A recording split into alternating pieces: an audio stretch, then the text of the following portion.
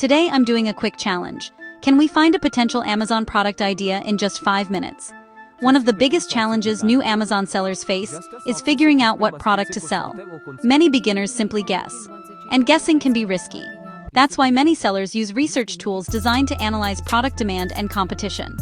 One of the popular tools in this space is Helium 10. It provides data that helps sellers research products, keywords, and market trends on Amazon.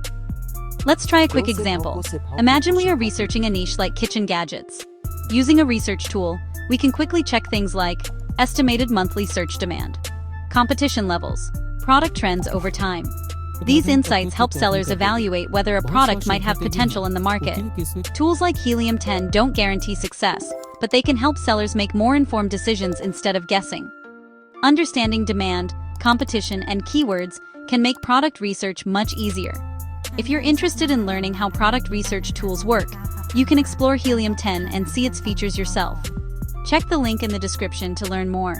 This video is for educational purposes only.